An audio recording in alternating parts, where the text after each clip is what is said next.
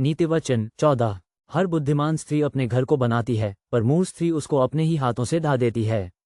जो सीधाई से चलता वो यहोवा का भय मानने वाला है, परंतु जो टेढ़ी चाल चलता वो उसको तुच्छ जानने वाला ठहरता है।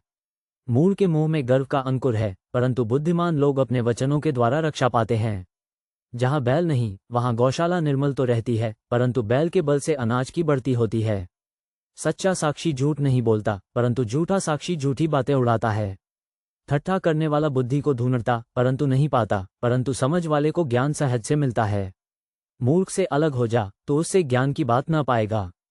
चतुर की बुद्धि अपनी चाल का जानना है, परंतु मूर्खों की मूर्खता छल करना है। मूढ़ लोग दोषी होने को ठट्ठा जानते हैं, परंतु सीधे लोगों के बीच अनुग्रह होता है।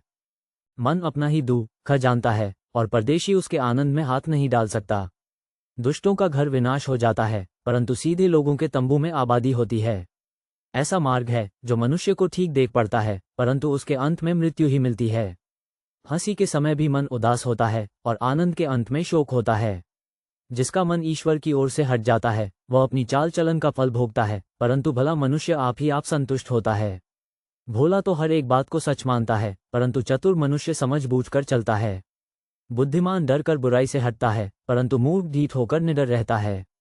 जो झट क्रोध करे वो मूर्खता का काम भी करेगा, और जो बुरी युक्तियां निकालता है उससे लोग बैर रखते हैं। भोलों का भाग मूर्खता ही होता है, परंतु चतुरों को ज्ञानरूपी मुकुट बांधा जाता है। बुरे लोग भलों के सम्मुख और दुष्ट लोग धर्मी के फाटक पर दंडवत करते हैं। निर्धन का पड़ोसी भी उससे घृणा करता है, परंतु धनी के बहुतेरे प्रेमी होते हैं। जो अपने पड़ोसी को तुच्छ जानता वह पाप करता है, परंतु जो दीन लोगों पर अनुग्रह करता वह धन्य होता है। जो बुरी युक्ति निकालते हैं क्या वे भ्रम में नहीं पड़ते? परंतु भली युक्ति निकालने वालों से करुणा और सच्चाई का व्यवहार किया जाता है। परिश्रम से सदा लाभ होता है, परंतु बकवाद करने से केवल घटती होती है।